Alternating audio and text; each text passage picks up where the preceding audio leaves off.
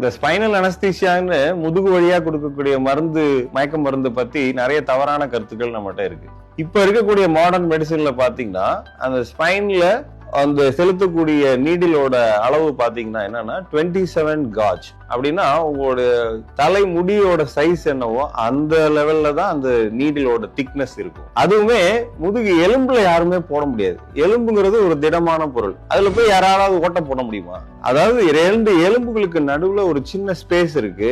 அந்த சின்னோண்டு ஸ்பேஸ மயக்க மருந்து டாக்டர்கள் இஃபெக்டிவா அவங்களோட எக்ஸ்பீரியன்ஸ்னால சின்ன ஸ்பேஸ கண்டுபிடிச்சு உங்களுக்கு அதுக்குள்ள போய் மருந்து கொடுக்குறாங்க. சோ அந்த மாதிரி ஒரு டெக்னிக்கலா அவ்வளவு கஷ்டப்பட்டு போட்ட இன்ஜெக்ஷன் நம்ம வந்து முதுகு வலி காஸ் பண்ணுதுன்னு தவறா கிரியேட் பண்ணி சோ நிறைய பேஷண்ட்ஸ் வந்துட்டு ஹை ரிஸ்கான ஜெனரல் அனஸ்தீசியாவை சொல்லுவாங்க. Compared to spinal anaesthesia, general அனஸ்தீசியால இன்னும் கொஞ்சம் ரிஸ்க் அதிகம் தானே. சோ இந்த முதுகு வலி வந்துருமோங்கிற ஒரு தவறான பயத்துல போய் எனக்கு ஜெனரல் அனஸ்தீசியா கொடுங்க டாக்டர் அப்படின்னு டாக்டர்ஸ் பிரஷரைஸ் பண்ற லெவலுக்கு மக்கள்கிட்ட இந்த தவறான கருத்து இருக்கு. சோ அதை தயவு செய்து மாத்திக்கோங்க. டெஃபினட்டா spinal anaesthesia is safer and it is not going to injure your back. ஏன்னா அதே அனஸ்தீசியா தான் நம்ம வந்து மேல்ஸ்க்கும் கொடுக்குறோம். ஒரு நாளைக்கு மினிமம் ஒரு 1 லட்சம் பேருக்காவது இந்த வேர்ல்ட்ல மினிமம் இன்ஜெக்ஷன்ஸ் நடந்துட்டு இருக்கு. Everybody is not developing a back pain. So please change your ideas.